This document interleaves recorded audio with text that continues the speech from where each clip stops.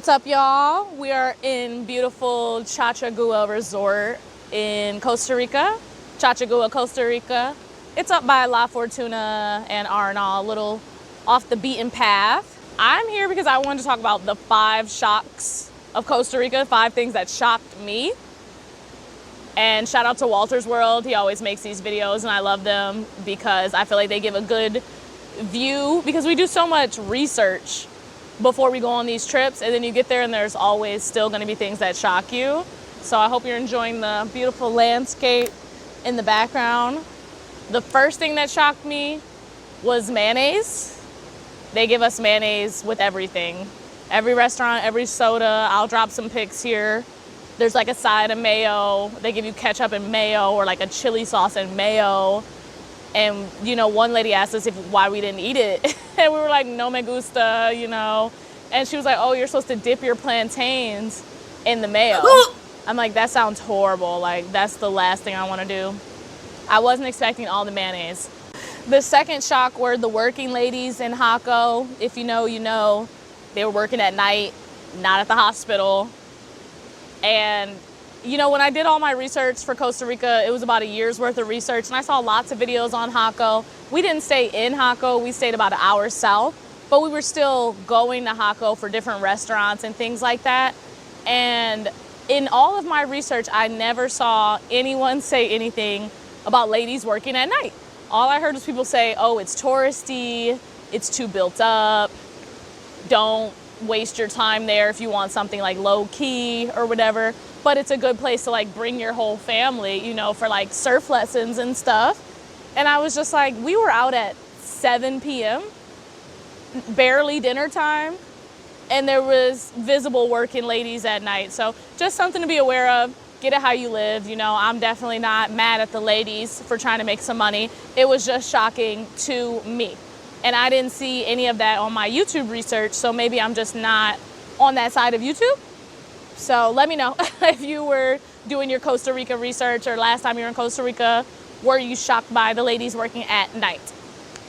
The third shock would have to be the mentality of the Costa Ricans. You know, people said they were super nice, and so I was definitely expecting them to just be nice, very welcoming people, which they 100% are.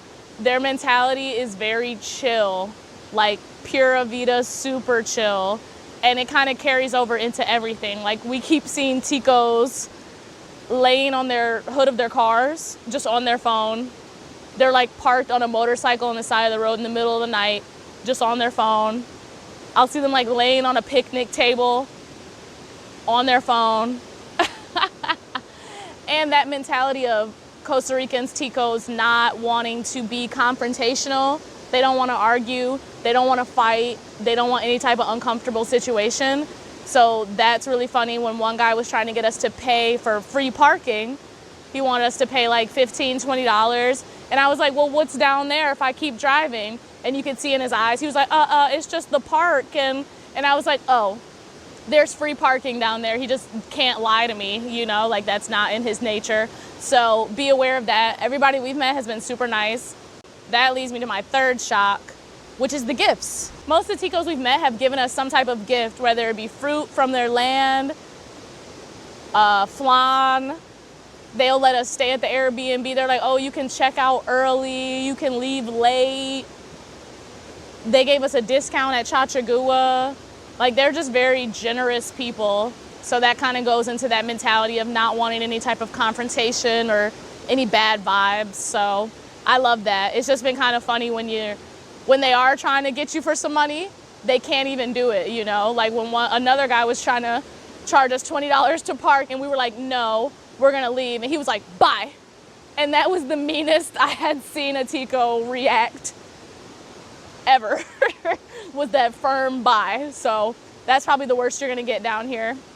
I said I did the working ladies, the mayonnaise, the attitude, oh, and then I did the gifts, so that was 4. So now 5 is the roads. Okay, and I know what you're thinking. You're like, oh, Sydney, everybody says the roads are bad in Costa Rica. There's no way you were shocked by that.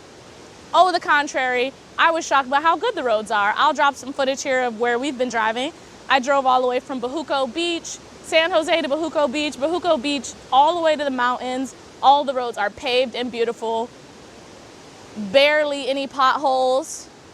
They're very windy, so if you're not a comfortable driver, definitely get a driver or get on one of the tourist vans. But they're not like horrible. Like, if you're on Google Maps, that's what's probably getting y'all to those horrible roads, because Google Maps does not work well here.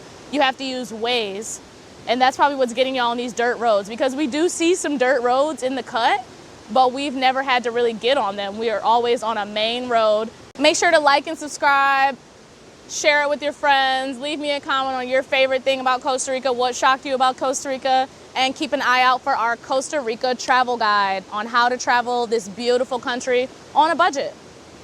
And I'll see you guys in the next one.